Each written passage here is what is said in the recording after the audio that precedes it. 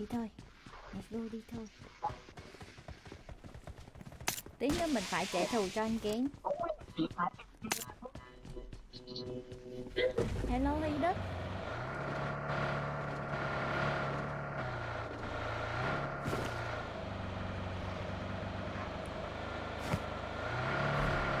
Và đợi nó bắn thính nè. Watch out.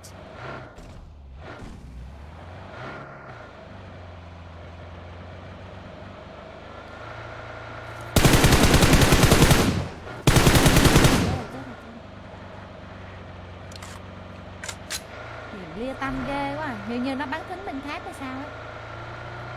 Này nó bắn thính bên khác rồi.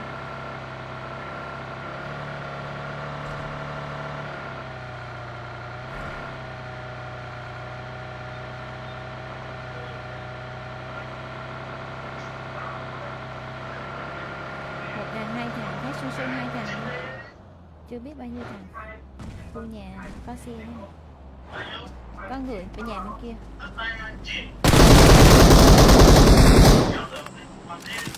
Nhà này có người luôn.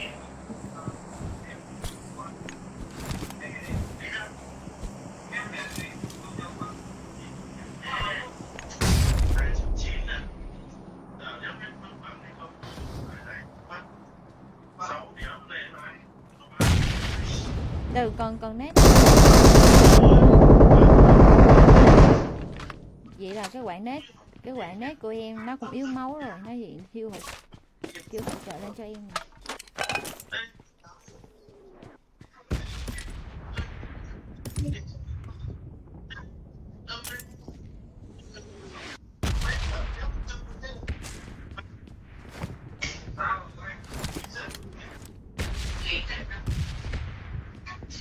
Có một thằng ra ngồi thính nó nhặt đồ nè. Cái thằng nó ra ngồi thính rồi đó.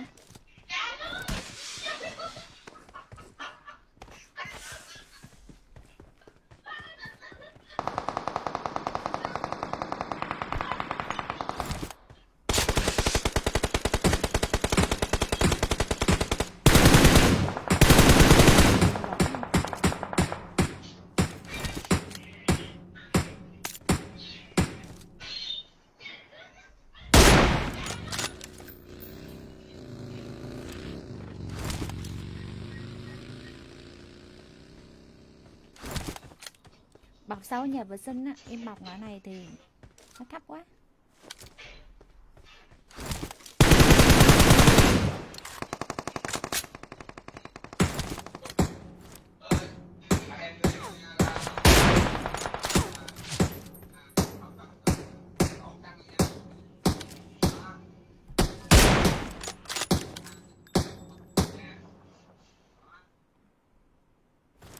Thằng sau nhà vệ sinh nóc rồi. Thằng sau nhà vệ sinh lần này nóc rồi nha. Watch out. Còn hồi nãy có thằng ở sau tảng đá này Watch mà out. không biết nó còn không. Vẫn còn nè.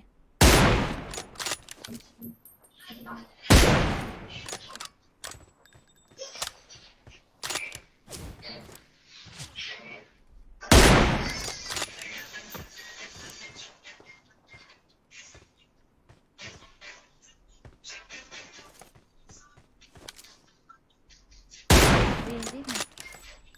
Riêng nóc nè. Nóc ở đây nhé. Watch out.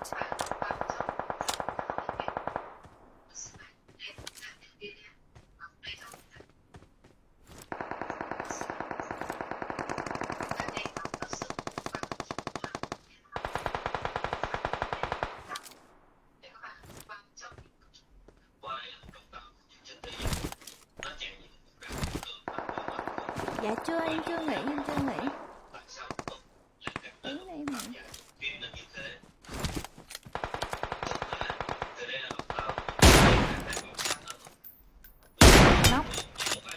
Nóc tiếp trên này nè. Watch out.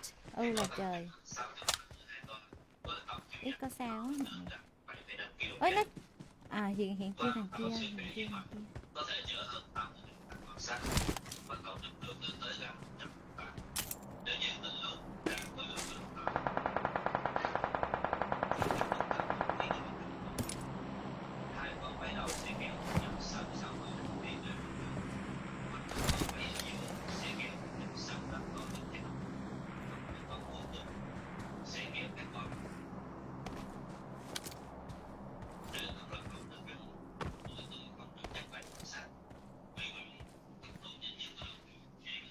Rồi xong mà vay cái tơ đấy.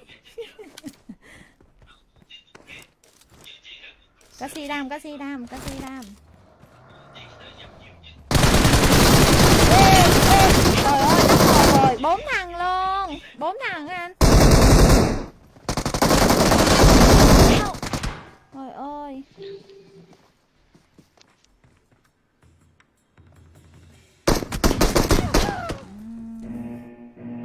Thiếu thầy, tất nhiên các số phận của các em nó như thế này rồi. Đó, nhìn thấy số phận của học trò của thầy ấy. Sai chứ. Giờ chỉ có nằm phơi xác ở ngay dưới cái xe thôi chứ biết làm sao vậy. Cái này lấy xe chạy qua.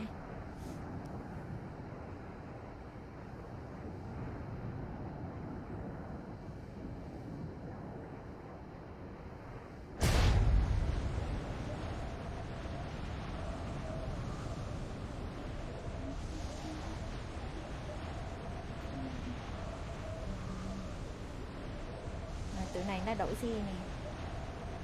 Các xe tụi này hết xăng rồi.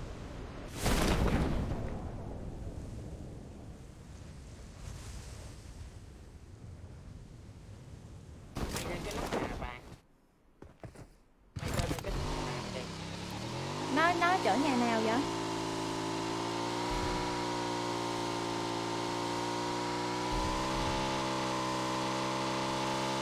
Cái trái ngoài còn dạ em hôm nào trả like tới 1 giờ hơn 1 giờ.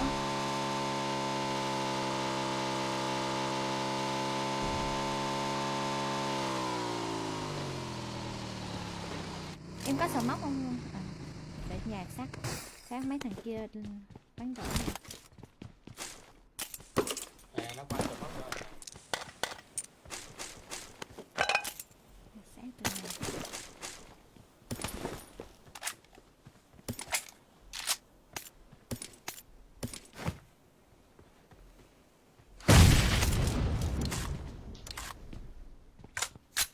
Tụi này láo à.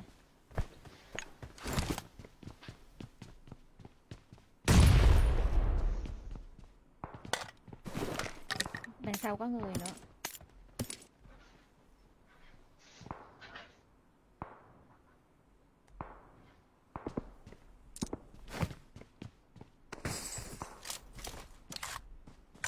Nó bị chết thằng rồi kìa. Sao cái nhà đó nó bị đâu bắn lén á. Thằng bà hay tới bắn lén.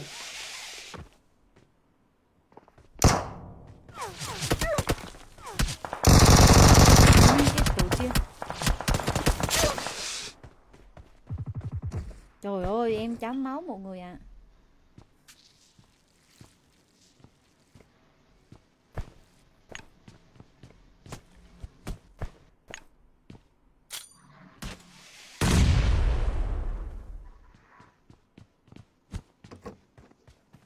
Nóc nè, con quay luôn em.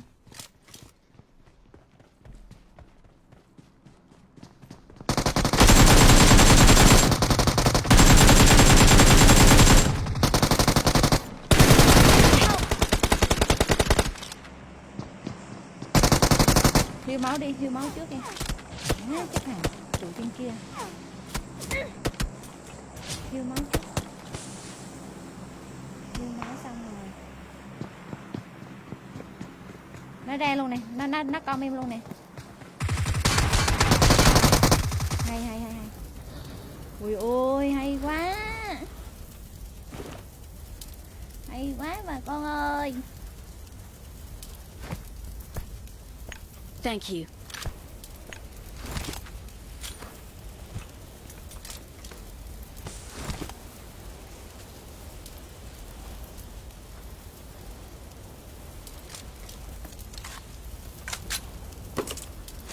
Vậy phải nói chỉnh không cần chỉnh.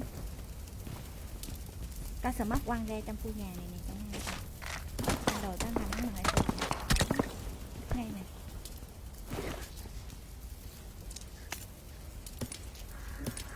Bo vô rồi.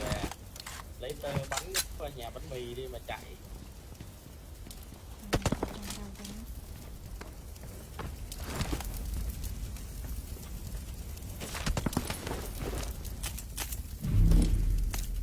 sợ móc ra con xe của mình á. Xong rồi. Ở kia em chỉnh cao.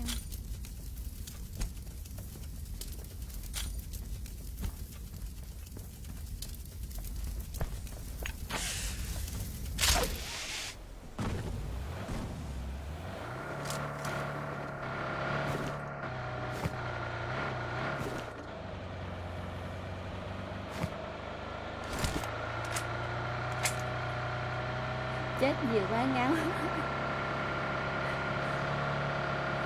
Và đó là tem bị kẹp giữa luôn đấy chứ. Tem đó là bị kẹp giữa. Có xe vốn nó chạy ra này. Watch out!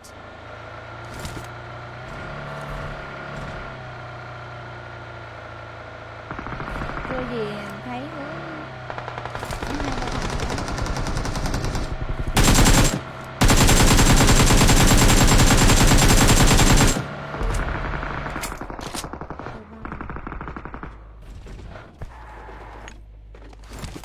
Bay lên cái tháp nước, bay lên cái tháp nước đứng nhìn.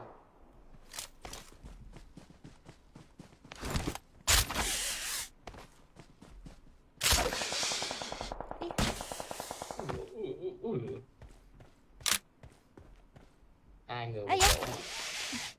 Thiệt á. Lên luôn. Lên nè. Đó á.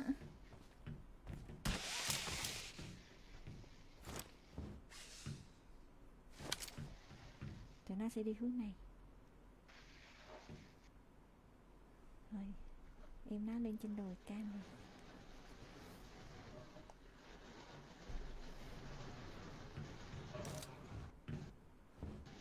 đi giờ.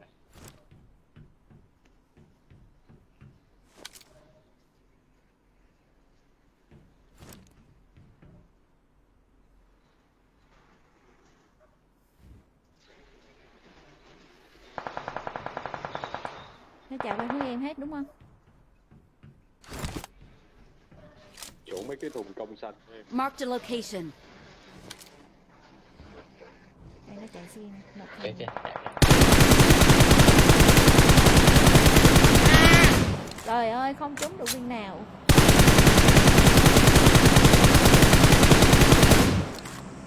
Ai? Wow. Lìa mỗi tay luôn. Nó lọc xe kìa.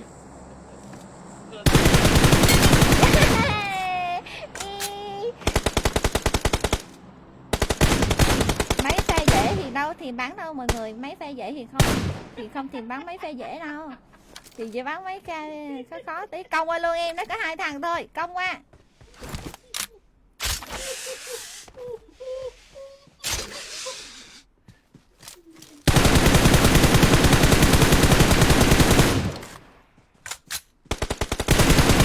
Đây này nè nè.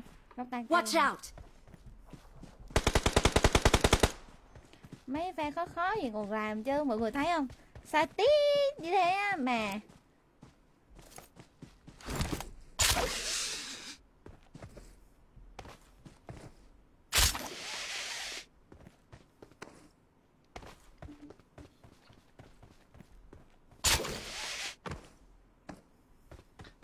Thầy đang muốn cho trò thực hành đó mà cuối cùng trò lại đi theo thầy thì sao hả trò? Nó chạy đi đâu rồi ta? Chắc thầy phải trả lại học phí cho trò quá.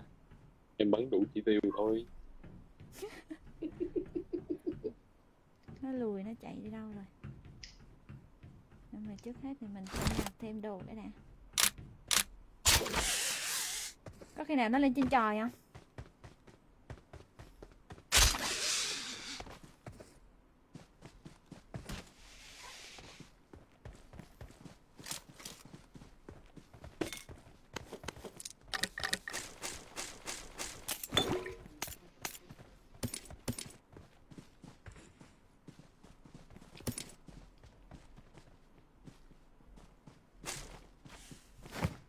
Thằng kia nó bảo đồng đội chạy quá nhanh.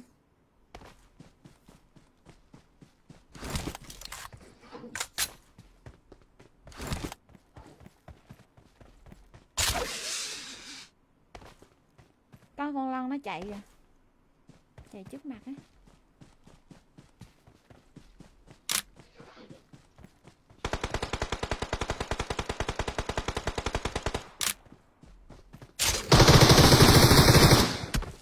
Đây đây đây đây. Help!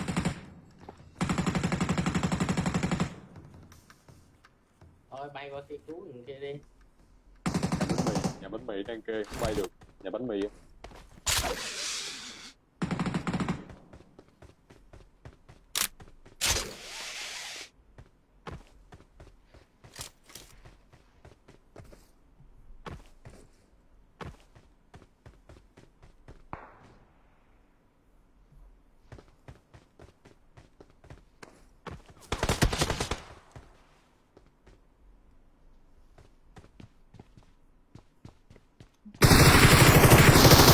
Trời ơi. Ấy mình ngay ngay nó tầng 2 kìa. Cái hướng mình nhìn không phải, nó đứng bên phía cầu thang á, cày thiệt.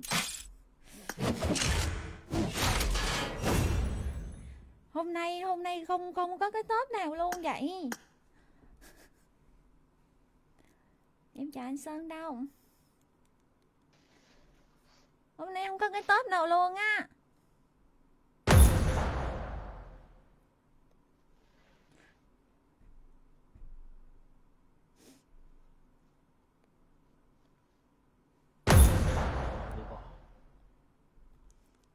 Anh Kiến có vẻ hôm nay không bắn được hay sao ấy.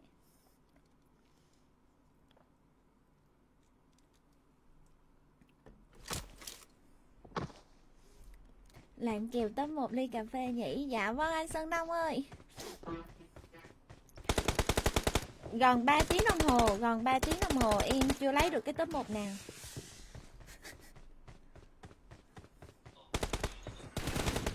Hay quá. Thôi thay đi mặc đồ đi mọi người. Mặc đi bikini lạnh quá. Their vehicle is smoking! Mặc nhiều bikini lạnh quá lạnh.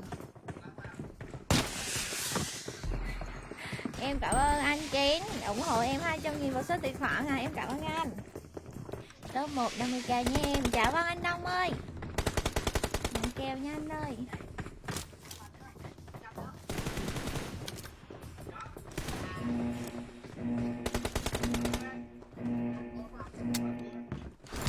Top 1 tới nơi. Top 1 tới nơi rồi.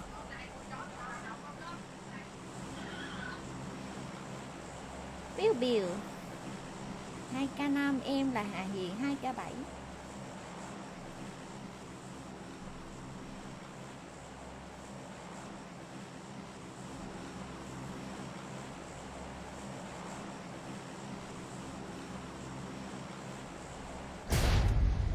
Mấy cái khu sự kiện này là khu nào có người vậy? Hầu như nhiều khu xa đường bay nhưng mà tụi nó chết cái là tụi nó lại nhảy lên đó. vậy đúng rồi anh. Nó bao tròn nguyên cái map mà. Nó tính theo thời gian nữa kìa. Nó không mở một lần mà nó tính theo thời gian.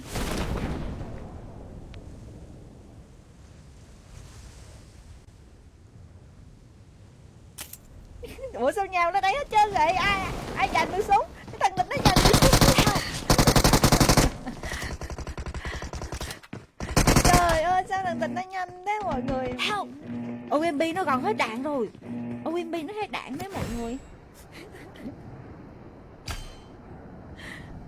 Chúng tôi đã cố gắng hết sức.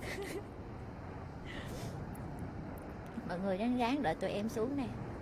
Mọi người đang ráng đi đợi tụi em xuống. Biếu biều 2k5 nè. Giết nó. Trận này phải để cho anh Kiến tỏ sáng. Em không nghĩ nó nhào lên cái tầng 2 đó, đông đến mức đó luôn ý mọi người ạ.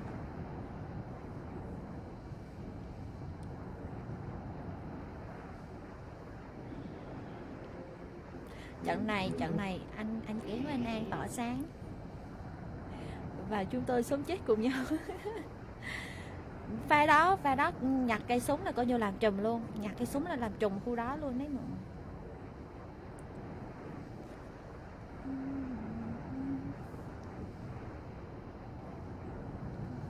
Help!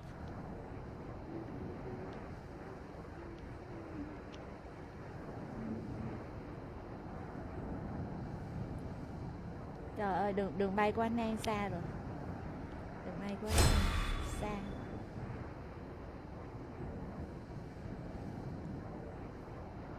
Rồi anh Kiên ơi, đã bắn nó đi, nó trốn nữa. Em bắn quá trời luôn, anh ngồi trên đó anh trốn mà. Anh Kiến đang tắt mic mình lấy lại tên Nghiêm đấy. Anh Kiến đang tắt mic để lấy lại Thôi tên bắn Nghiêm nó đấy. đi. Help! Mà Giờ xuống đó nữa không vậy để tụi em biết ngõ. xuống chứ sao xuống. Hơi xa. Đừng bay như thế sao anh xuống? À, Mình nhảy quay cảng nhặt đồ đi. Xa sao mọi người bay tới. Mọi người nhặt đồ ở đâu đó đi, xong rồi mình lấy xe mình gặp nhau, mình đi qua chỗ khác bắn. Ôi bên cạnh nó bắn luôn nè. Bên cạnh nó bắn kính luôn nè. chạy qua các ca đi. Tại anh sợ thách đấu với nó rồi phá hiện trường bản đồ. Tí nữa lấy xe nó qua. Không, nó đâu có hiện của anh hiện của nó thôi. Đâu có hiện vị trí của anh. Gì kỳ vậy? Mỗi anh hiện vị trí của nó thôi. Ủa, tưởng cả hai người đều phải hiện. Không. Kiểu như nó chắc anh đấy.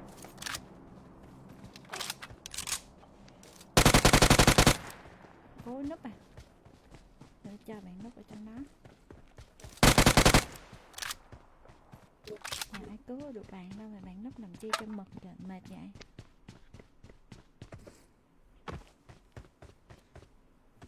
Vẫn nằm đó núp đấy mọi người. Có xe không? Có xe không? Có chỗ em có. Bay ra trời. Help! Ủa hiện chiêu rồi. Sao? Rồi sao? Phút nó rồi. Trời ơi sao em nhào cho nó luôn vậy. Đang đợi tem này trong đó nó đông mà.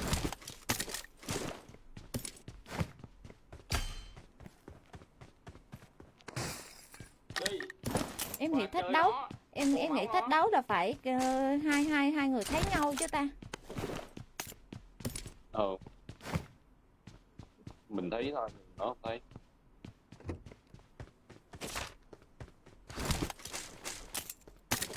Mình thích đấu thì mình thấy nó đúng không? Còn nó thích đấu với mình là nó thấy mình. Đúng rồi. Ủa vậy á hả? Đúng. Qua luôn. Chơi nó khô máu.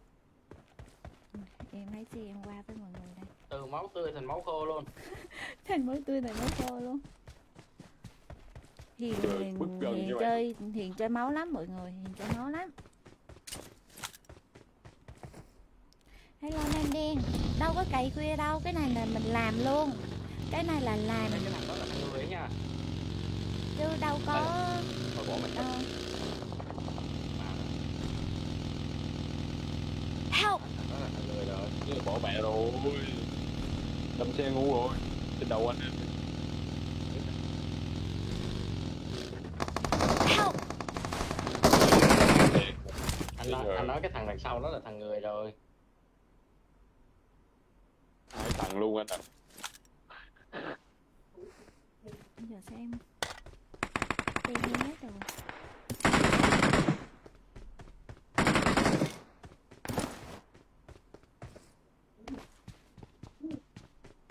Anh vừa bắn quá. Đem lút xác một lượt sau. Watch out!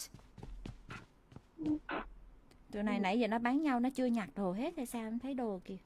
Em chạy vòng, em chạy vòng ra kia để em canh sát thằng này. Tí Ý. nữa để nào chạy. Nó thấy em rồi, nó thấy em rồi. Nó thấy em rồi. Nó bay lên mắt. Người chơi nó bị chết rồi kìa, nó bị giết rồi. Có team khác, có Nó bị team ai khác. giết rồi á? Nó bị ai giết rồi? Em tính bọc ra Qua bên cứu kia. được. Ủa, đang đẩy. Cứu được ngang không? Cứu được. Có bọn đang đẩy rồi.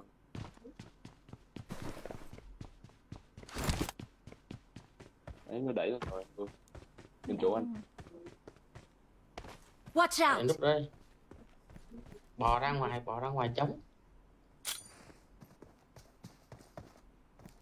Ủa, rồi nó ngồi đây gì làm gì vậy? Nó kìa, bố lá. Đây. Mày.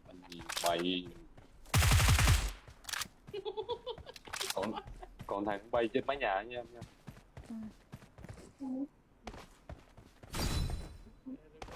Ủa, thằng Kỳ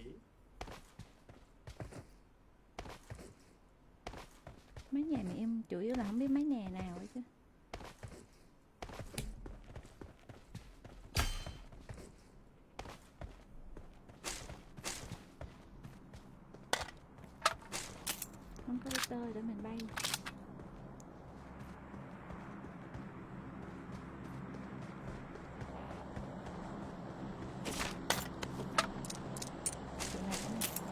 Thằng này nó không đâu có tơ đâu.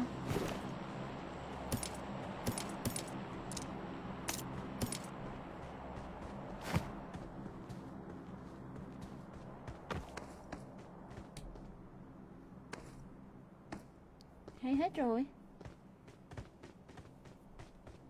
Hình như hết rồi, hồi nãy cái thằng Ê, trên nóc bên kia sao á, đúng không?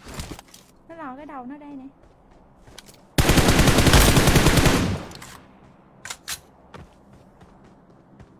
bom không?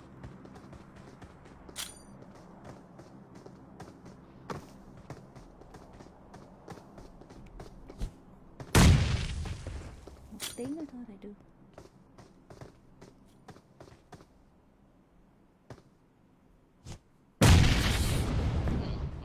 Gì? Ơ!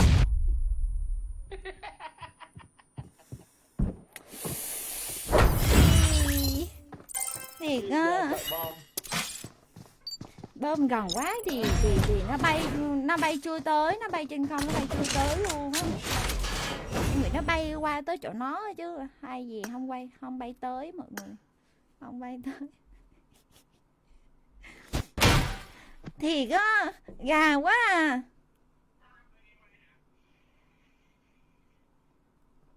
Gà quá trời quá đất luôn á.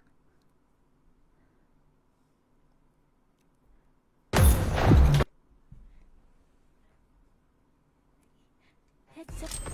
Em nhường cho đồng đội tự sáng mà đồng đội không tự sáng thì bây giờ buộc em phải bắn thôi. Buộc em phải bắn thôi mọi người, không thể nào để như thế này được. Không thể nào như thế này được.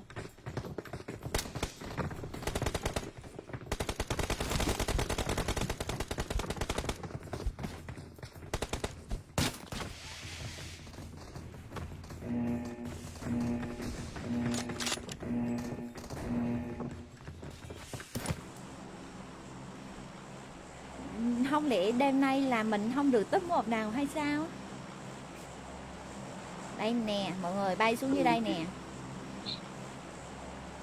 Ok.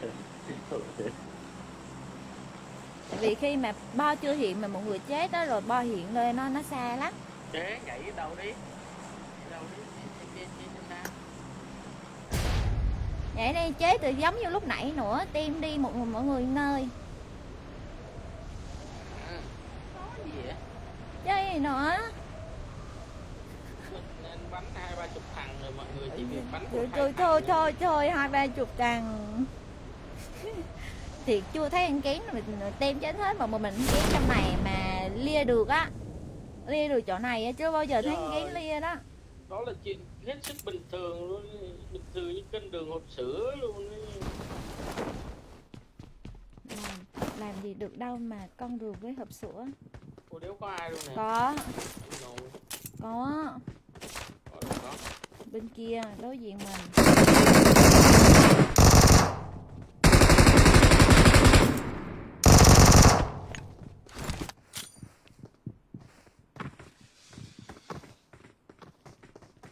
Mày nát.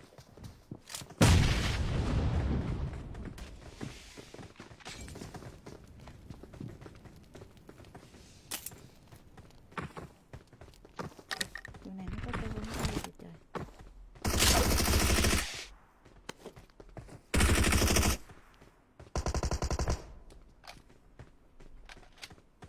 Có đứa nào trên đầu anh không anh kia? Có.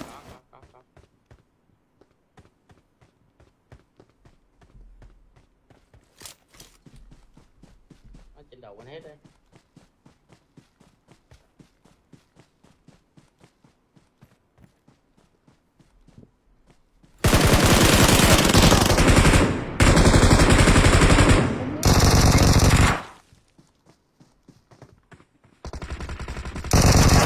Ý. Bắn cái thằng trên nóc thì thằng bên kia nó bắn em, nó kê. Tụi này sao lúc nào tụi nó xuống cũng nhặt được cái tơ nhờ mọi người nhờ.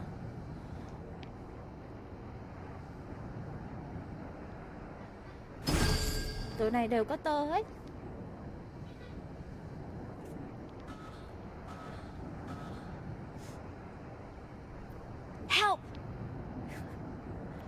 hết rồi, đi hết rồi. Đủ nó hết thế này rồi, còn mình ta sao bắn?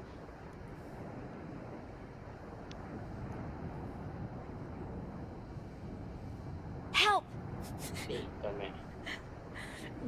Giờ nhảy đâu? Giờ nhảy đâu? Em điên lắm, điên thiệt luôn á. Nhảy lại đó chứ nhảy lại Em đang rước lên để bắn nó đấy.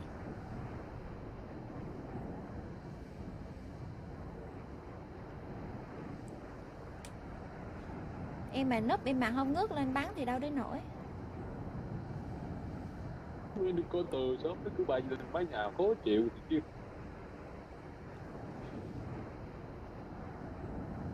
Nó nhặt được súng, nó nhặt được tơ là nó bay lên nóc liền luôn á. Tụi này nhanh ghê á.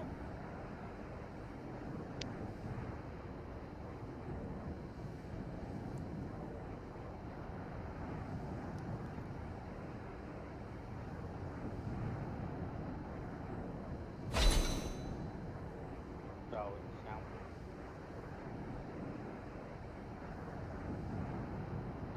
Số 3 Em chào anh Hoàng, hello anh. bắt đầu rồi à, hấp chỉ cùng diệt tận kìa luôn á. Thì lượt nó hay là nó lượt anh? Anh lượt nó hay là lượt anh đây?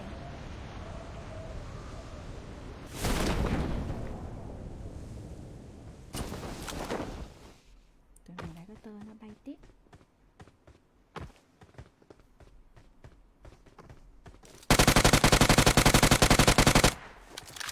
Nghe từ từ thôi. Em thấy nó thì em Không phải phát hiện chưa? nóc một nè, Người sắp xuống à, chỉ vị trí à. nóc hai nè.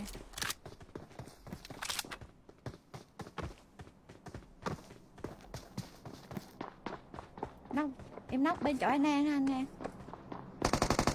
Có thằng nó bay xuống chị với nóc rồi. Còn một thằng bên em thôi, còn một thằng bên hướng em.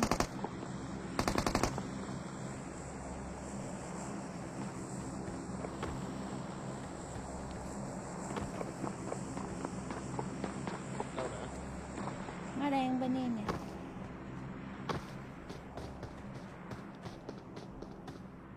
Thấy nè, Nó đang dưới tầng 1 á, nó có đang gì dưới. nhảy xuống chơi đó luôn nha. Phải canh hướng này của nó nữa nè. Rồi, nóc rồi.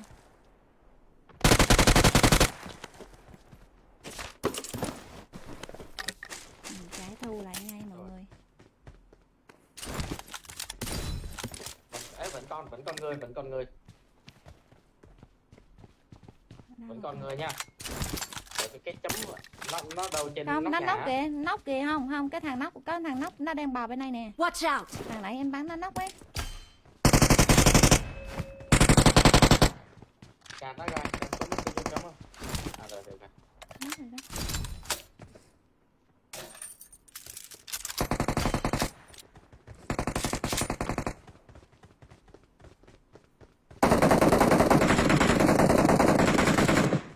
Đi, bắn vậy. Đây có tiếng chân nè.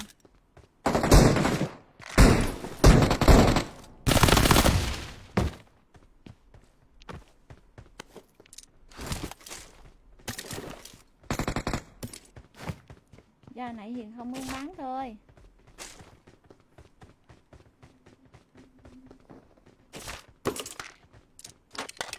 Rồi đôi da bên đây nè. I got supplies! Nhưng không quay lại đây à? Nhiều khi đường bay nó không tới á anh.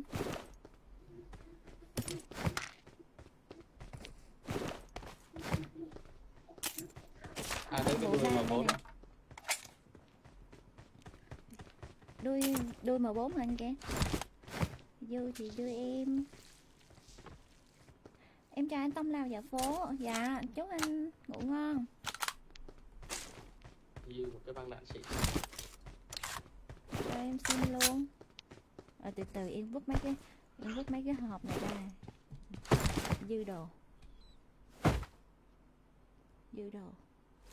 M4 đuôi nét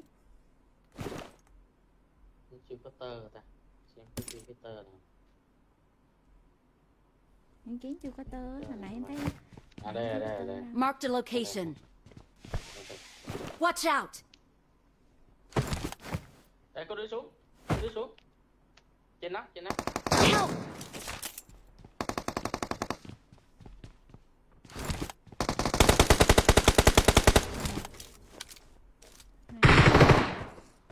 Tụi nó nè, Delta Boy nè, thằng cuối cùng mà Hiền giết á. Thank you. 24. Help! Lại xuống Ôi trên nóc. kìa, Watch out! cái thằng Bà này cay thế, cho tôi cắn cục máu đi.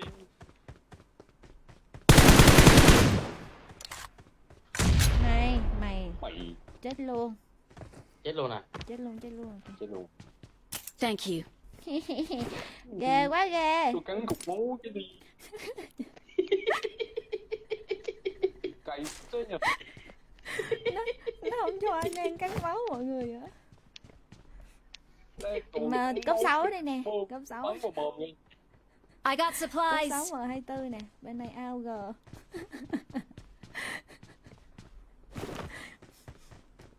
Tao tụi mình nhá, tao. Vải M24 á, tem em toàn chơi tầm gần không mà. À thôi để em bắn M24, mọi người muốn em bắn M24 thì em bắn. Em chiều mọi người lắm đó, mọi người thấy em chiều mọi người chưa? Anh Kiến lấy M24 rồi. Anh Kiến lấy M24 Ai nói? rồi. I got supplies. Cái gì này?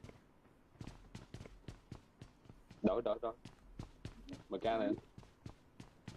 Đâu, mà ca đâu. MK đâu đứng.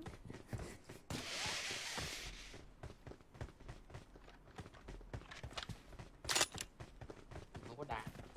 I got Đặng bậy cái đống supplies. gì anh? Ở đây đặng bậy cái đống gì mà anh bảo không có đạn. Ủa, cái băng đạn đâu hả? Bên đạn em biết rồi. Đây này, em binh đây này, kìa, làm sao ấy? Giờ đang đi kiếm đạn bẫy rồi. Nè đặng bậy đây nè. Số. Đi. Đi thôi.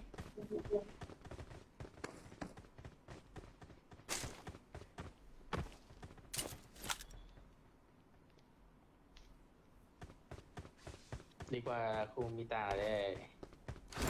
Khu đó hình như là cái khu đó là khu đầu tiên đâu phải. Cái khu đó là khu mở sau. Khu đó là khu mở theo thời gian. Đúng rồi mà sao?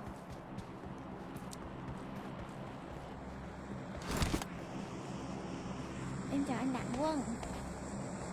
Rốt cuộc cũng đã clear được chỗ sự kiện rồi đó mọi người. Em xuống em làm hết 3 thằng luôn.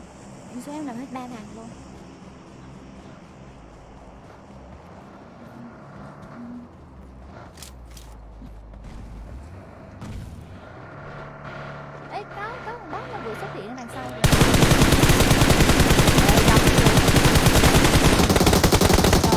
Trời ơi, không thể tin được. Thấy cái tâm nó giật mọi người thấy không? Em ghim không được luôn á. Ngồi trên xe đi. Thì ngồi trên xe này ghim nó là một thử thách đó. Mua đồ hả? Mua gì đâu. Đố mọi người em bao nhiêu xu?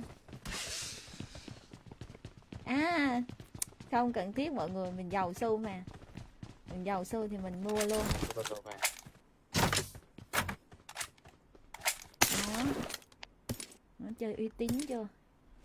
Mọi người thấy em chơi uy tín chưa? Đó. Quá uy tín luôn. Mọi người còn thiếu xu không? Mọi người thiếu xu không?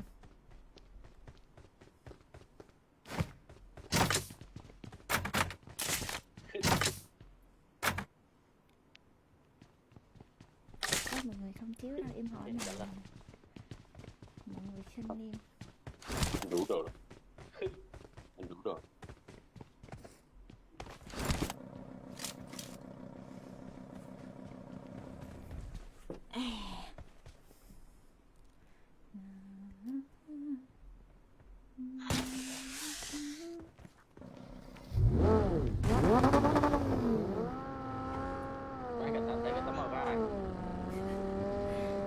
bơi Kèo vô. với nhau á đúng không?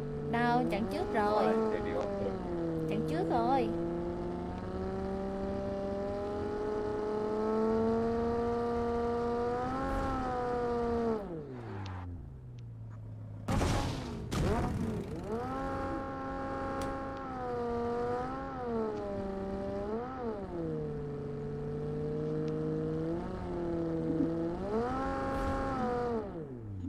Qua bên chỗ khu sự kiện anh Kén chấm á.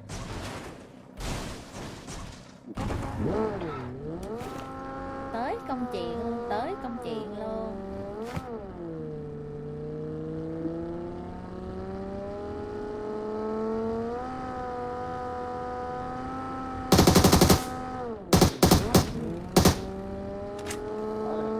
Cầm hai cái chút tính gì vậy? Ghê, Đừng cầm sợ nha. cầm AUG có 4 luôn, ghê vậy sao anh Kén? AUG mà cam mà. Có 4 luôn, ghê vậy sao? Khu nhà có xe nha. Đừng đâm Watch cái out. này.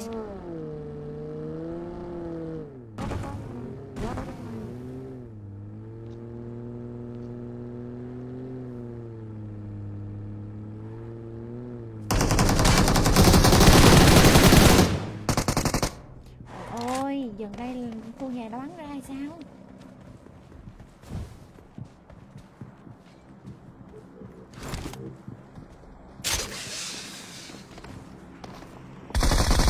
Help! Không tính viên người thôi. Ở trên đây còn không? Ở trên tầng 2 còn không mọi Thấy người? được.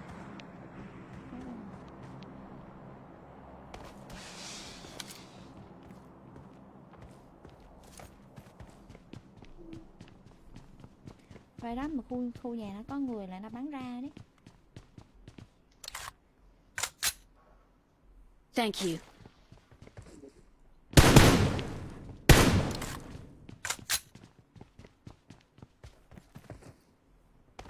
Ê, có người kìa. Tụi nó mới nhảy xuống hay sao? Đúng à? Yếu lắm à? Trên nóc hình như nó em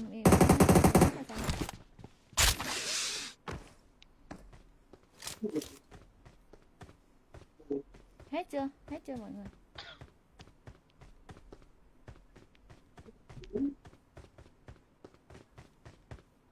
Chết luôn à. Này vừa nhảy xuống chết luôn à.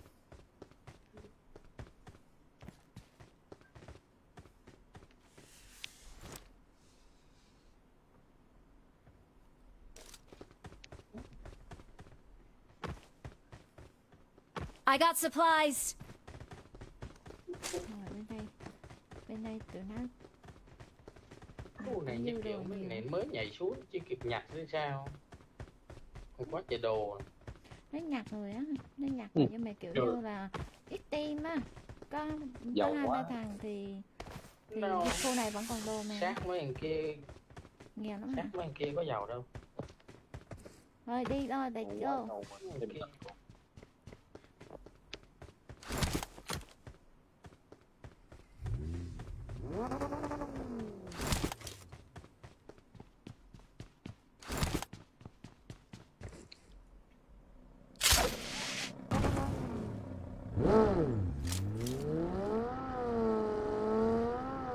Kìa, có xe kìa, có xe bên trái. Đang chạy về hướng người ta. Bên trái nữa. Nó dừng lại nè. Đi nè.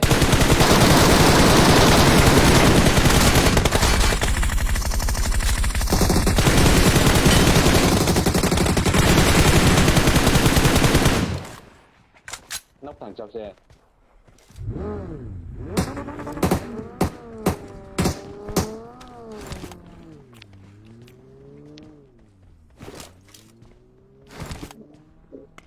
Trời vậy mà đã bắn nhân viên đầu nè. Chịu nổi ha.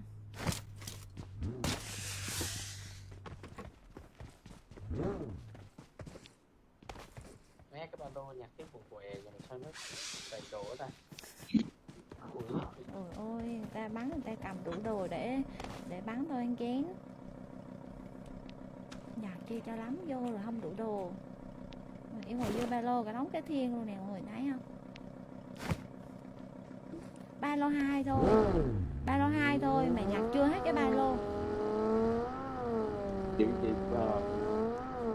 Đôi khi nó vẫn bị lọc á anh Đông. Đôi khi nó vẫn bị lọc ấy. Nó xuống kìa, nó xuống dù nữa kìa. Nó xuống dù để nhặt tại.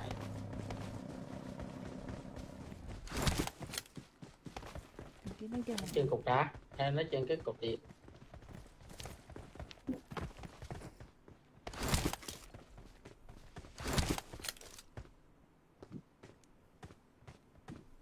Tụi này cho nó chạy đây, nó nhặt đồ lại của nó. Sao không lấy xe ấy đi? hai team một. Một team.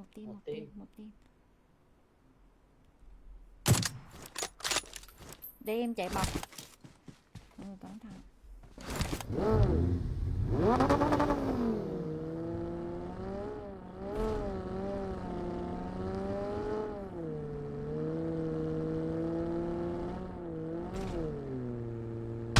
Cái trò chắc không có người đâu ha.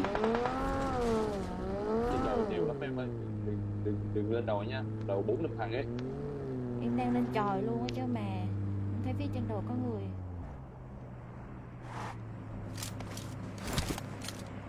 Watch out!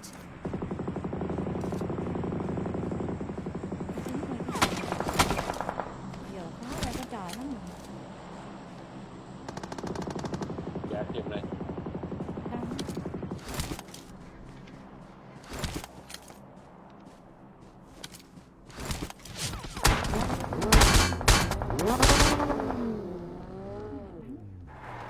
Lâu quá gì. Một viên. 2 viên. Ơ, 2 viên mà nó không nóc kìa. Áo ma. Nó chạy lùi về đây rồi. Watch Lâu out! tắp. Bởi rồi em bắn nó 2 viên ấy mọi người. Mà nó không xi nhê. Nó lấy xe nó chạy. Xị mình. Cái xăng. Lấy xe 4 nó chạy rồi. Nó ăn 2 viên M24 quen mà nó không chết á. Nó chạy rồi. Khu nhà còn nè, khu nhà vẫn còn nè. Watch out!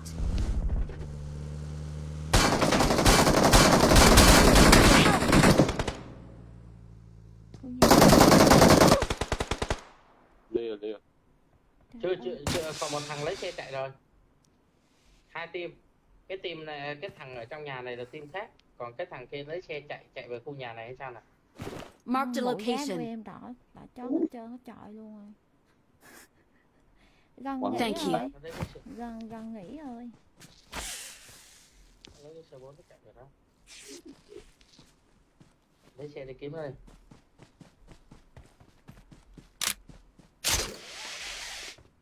Thằng này là núp ở đây nè. Thằng trong nhà. Không, tem tụi này luôn á. Thằng này là tem với tụi mà anh bắn ở đây nè. Không, có một thằng nó lấy xe nó chạy đi rồi. Nó lấy cái xe 4 bị hư nó chạy đi rồi. Thì là tem tụi nó luôn ấy. Như tem tụi nó không phải tem lẻ đâu. Nhưng mà thằng này chết luôn mà, quán này chết luôn mà. Thằng trong nhà bắn chết. Vậy là thằng trên kia là tem khác. Hoặc là tem thằng cái thằng hay là cái thằng xe hay là cái thằng xe nó chết rồi, thế là thằng này chết luôn.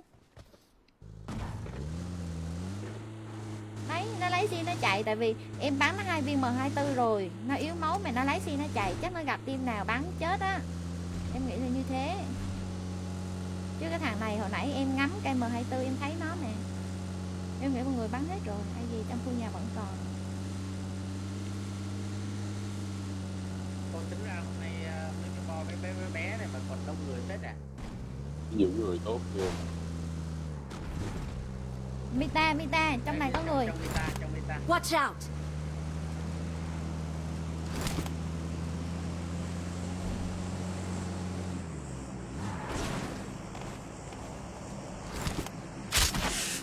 Nó lên trên cao nè. Ủa, nó có bay.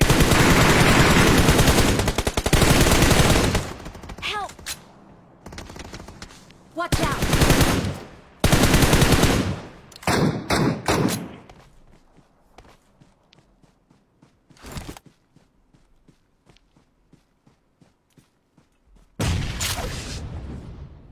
Ôi, sau lưng có người á. Thank you. Chạy đó. Chạy vô trong. Sau lưng. Đúng rồi. Watch out!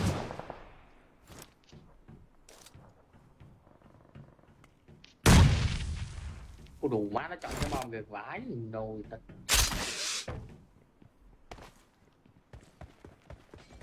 Giống như em bị nhốt trong lòng. Nó trên đầu.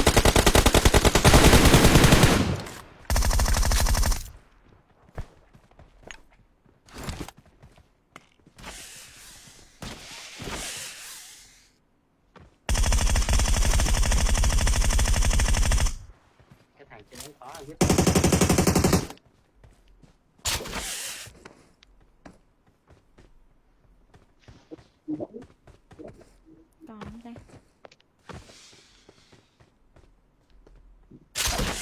Còn không ta? Còn.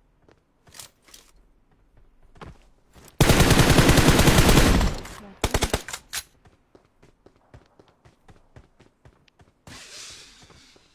Trên đồi kìa. Đó, một tí trên đồi kìa. Thấy trên đồi.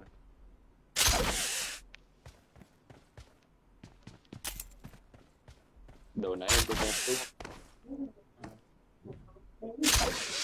Em thấy có một nguyên xe. Ý. Mọi người thấy em không?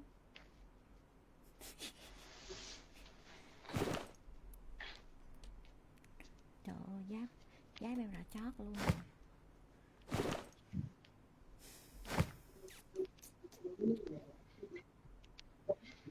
Ủa mọi người đi hả? Em thấy em đang trong bo cao đẹp lắm nè. Đang trên vùng nước, cái trên cao, tích trên cao.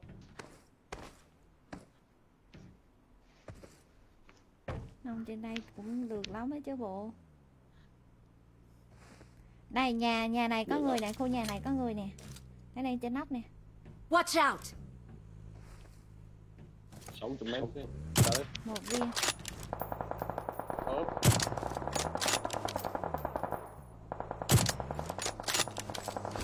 Sao mọi người không đợi em đi luôn?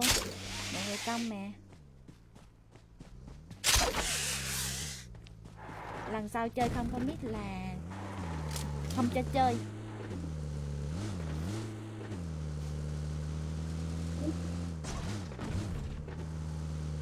Đấy luôn à.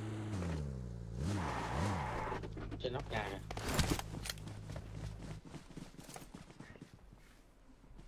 Bắn. Xuống nhà đấy. Xuống nhà.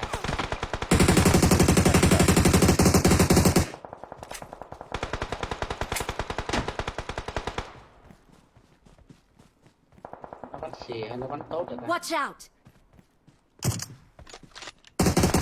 Help! À, bắn tốt, tốt.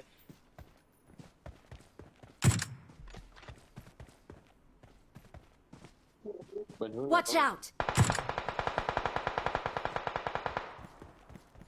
Thank you.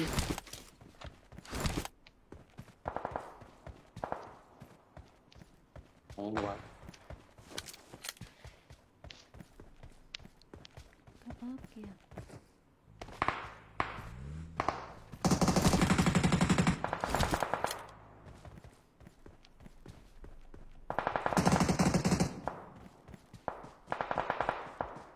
Nhào vô bo nó luôn được không ta? Nhào vô nhà nó luôn được không nhờ? Ê, có thằng chạy bật qua nhà này rồi, có thằng chạy bật qua nhà này rồi. Watch out!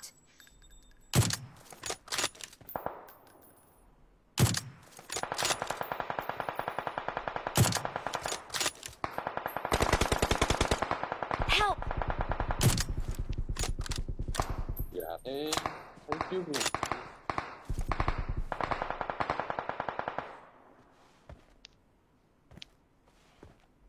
Nát mẹ, không dám thôi. Ấy xong rồi Ừ, mình ừ. em nghĩ 24 mà ta. Thank you. Để em Cầm bắn. M24 mày vẫy cái gì vậy? Mày vẫy rau hả? Đây để em bắn. Bình tĩnh đó.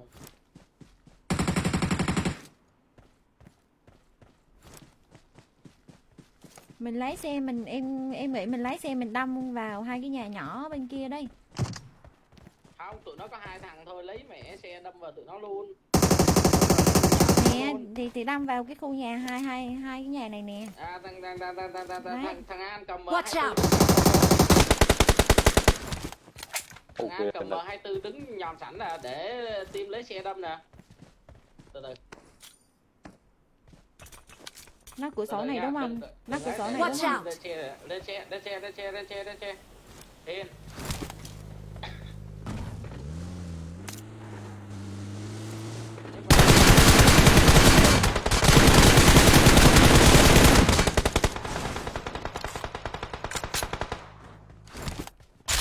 Watch Ở out. nhà Góc một nè. Không phải, thằng kia chạy rồi.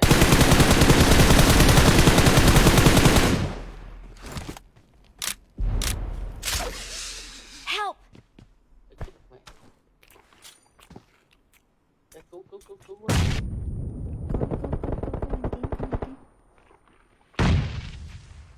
anh nóc thằng nữa nữa.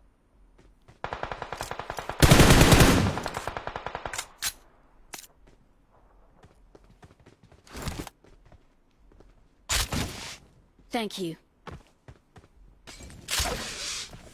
Ok. Gạt một. Đâu rồi? Bên nhà Watch out.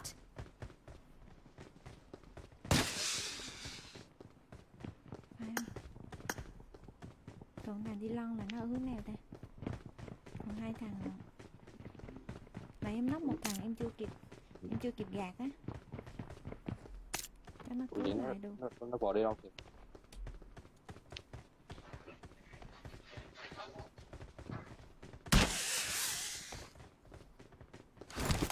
Đâu bỏ ra ngoài đi. Lên tảng đá.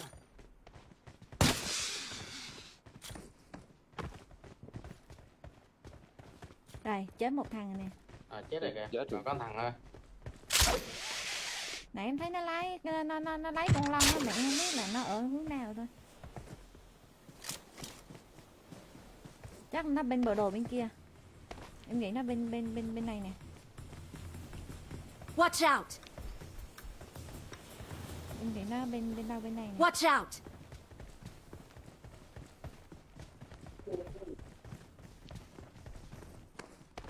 Mẹ con kia nó chạy đến đầu. Marked a location.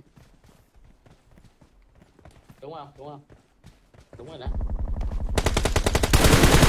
Help. Watch out.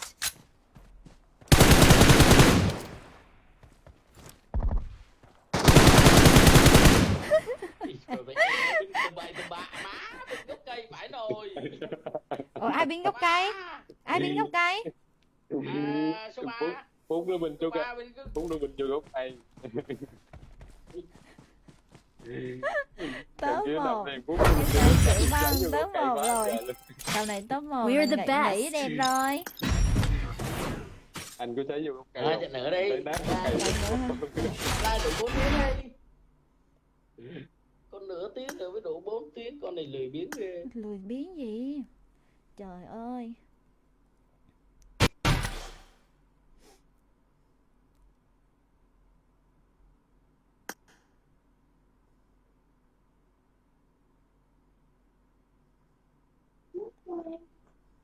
Rồi, con bé nó nghỉ đi.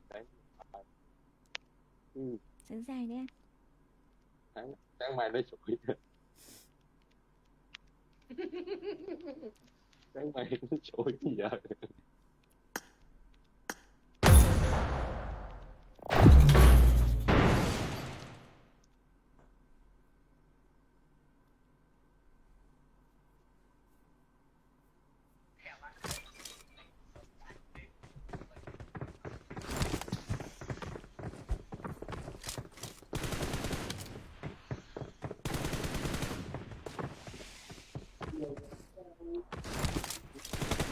Marked a location. I won my last match.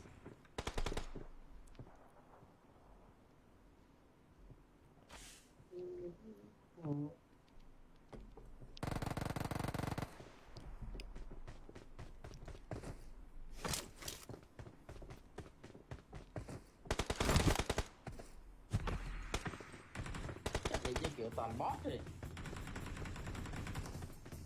Alo, alo. Do anh chưa thấy người thôi chứ boss đâu mà boss. Thấy con nào hiện rồi nên thấy mẹ thì toàn boss mà. Coi lên top máy bay xong cái là hết boss. Đấy, top máy bay như thế mà bảo boss đấy. Đấy, bố mình đấy. Đấy, boss của anh Chén đấy, anh làm hết đi. Tận này chùm cuối đang ngồi đây nè. Đôi chùm cuối. Quên, tất.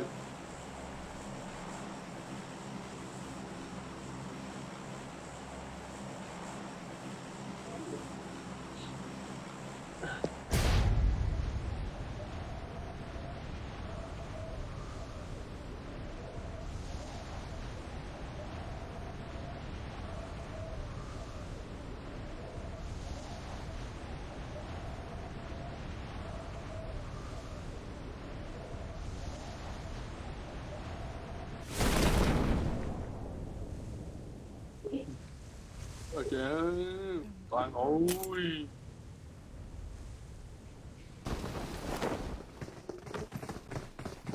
Sao?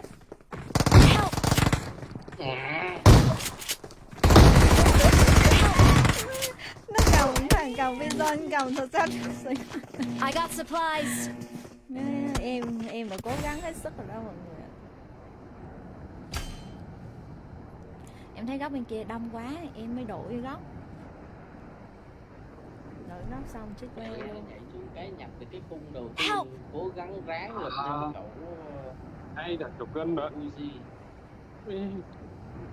Hay đặt chục cân luôn à. Uzi cái toàn luôn. Quay trở lại mọi người ơi. Chết nghỉ. Trở lại.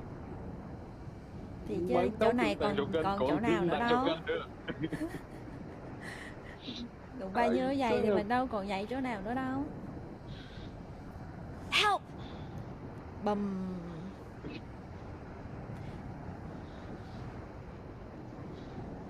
Team này được cái đi tập thể. Trời, team phải như thế chứ. Đoàn kết. Riêng lẻ sống lẻ tẻ, đoàn kết là chết hết. Không, nhưng mà hồi nãy em nhớ là em có clear một mình em đó. Ủa anh Kén tại boss mà sao anh Kén đi vậy? Anh Kén ở đầu boss mà. Thì nhảy xuống nó lát đó rồi mẹ rớt từ trên máy bay rớt xuống chết luôn. Bắn đâu. Rồi bây giờ có lát không? Bây giờ có lát không? Không, chưa lát, sắp lát thì sao? Thấy dấu hiệu. Nãy em thấy có ai tên giống anh lắm, bị bắt đó. Không, phải kê đó, phải kê tên đó. Game PUBG thì bao nhiêu người mình nghĩ sao hả? Phải kê tên đó. Nhiên rồi phải có người giống tên nè.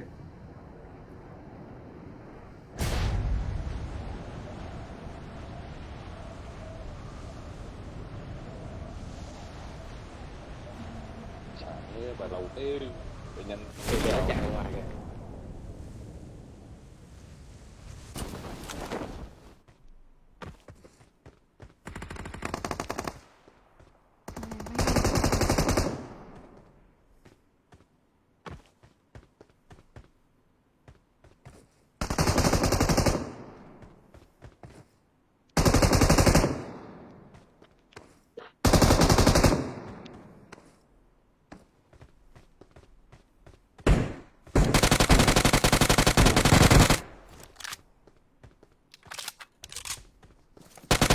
mặt em bên trái. Watch out. Không, đi bà. Nó phải trên nắp của anh đúng không? Không, nó ở dưới, em nó ở dưới chứ đừng cái nóc của anh đâu. Ở dưới nè. Hết rồi sao? Của anh em đâu thấy nào đâu. Hết rồi.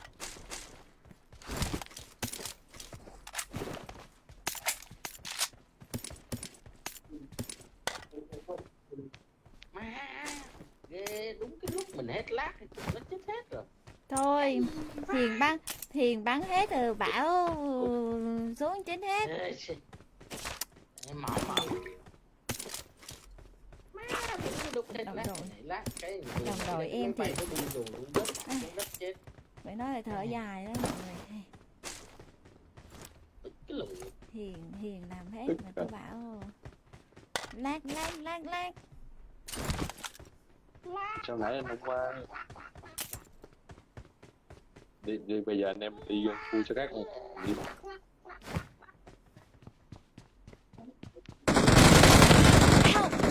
Gì đây? Cái gì? Ôi, nó đi như con Anh bố em mình đấy, đi sao chỗ mình nó khác. bắn Anh em mình đi chỗ khác. được đó anh. Không, Nó cái đâu này- vậy?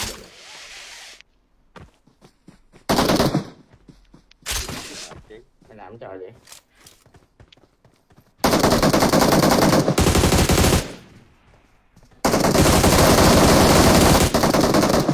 Mày làm gì vậy? Mày nghĩ tao là thằng An hả? Còn gì chứ cho Thằng này nó nghĩ nó Mày nghĩ nghĩ em tao là là ăn thằng An kén. hả? Cái thằng này nó nghĩ em là ăn kén, nó ngước lên nó bắn em á. Sai rồi. À, bọn mày có bị nhầm không hả? Mày nghĩ tao là thằng An hả?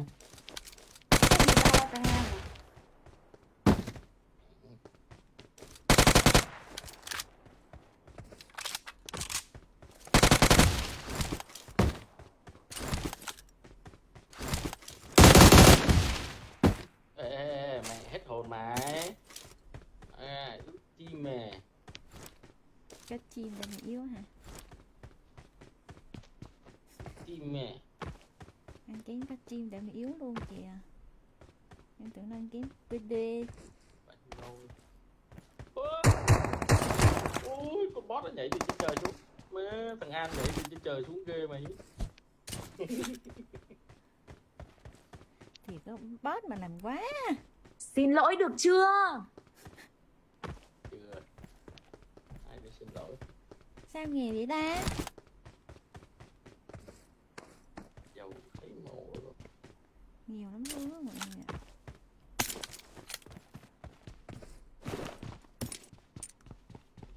Ủa, áo ghen.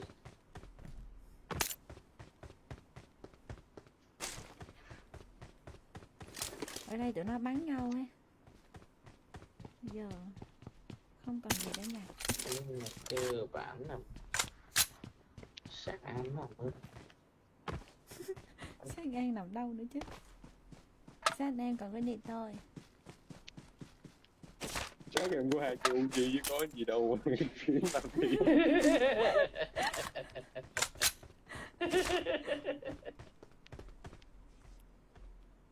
Cứ giả vờ gật đó thôi anh An nhờ.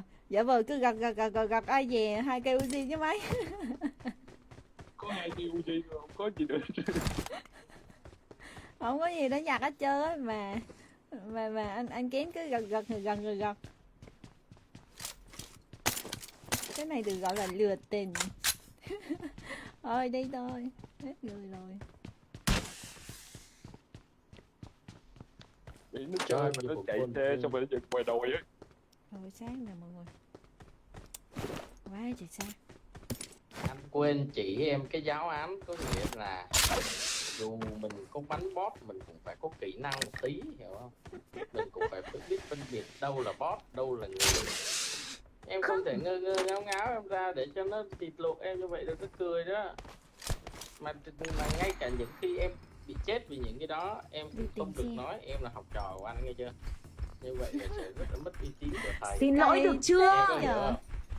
Đúng rồi đó Em có em. hiểu không? Không có được nói là học trò của thầy nữa chứ. Ê, Mất uy tín của thầy là thầy không có người cái gì vậy? người Kia nó thấy anh boss. người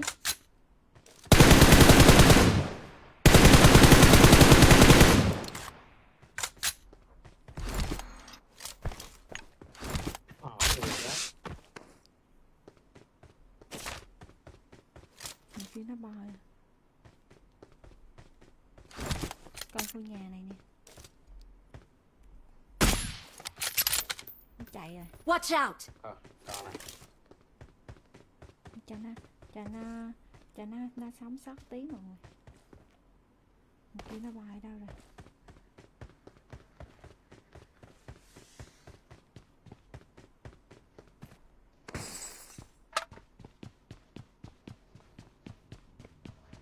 Ôi, nó bay đâu rồi mọi người. Đây nè.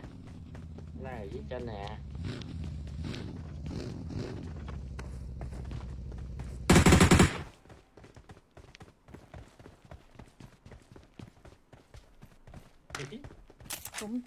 Cũng chịu chạy lắm á chứ bộ. Thôi đi thôi thì vô. Vô kiếm nó chứ. Còn hai trong nó, qua vô đi. Nó chạy rồi, nó không còn ở đó. Thế đó là gan luôn. Anh đang bay. Ủa? Dạ em gần ốp rồi, xong chờ này em ốp ấy.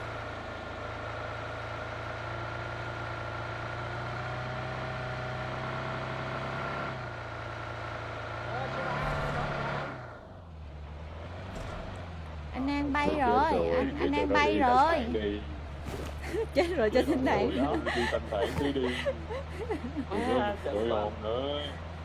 Chắc toàn boss thì nó chết thì sao ta? Không có chi. Đó là nhà.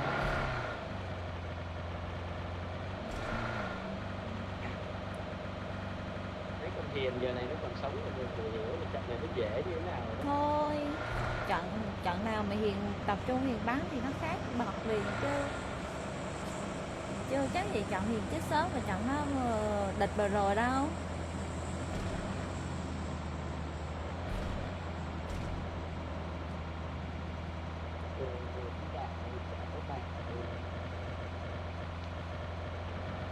Thôi xe dừng ở trước. Đi, CCTV này. Đây.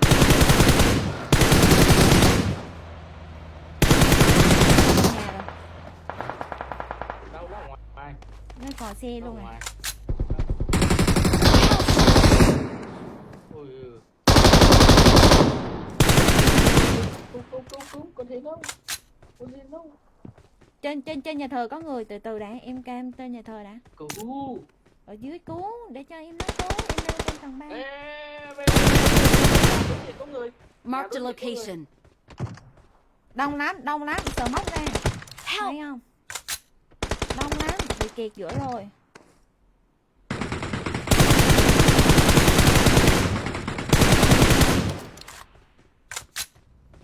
Ui. Rồi xe nó làm tiếp.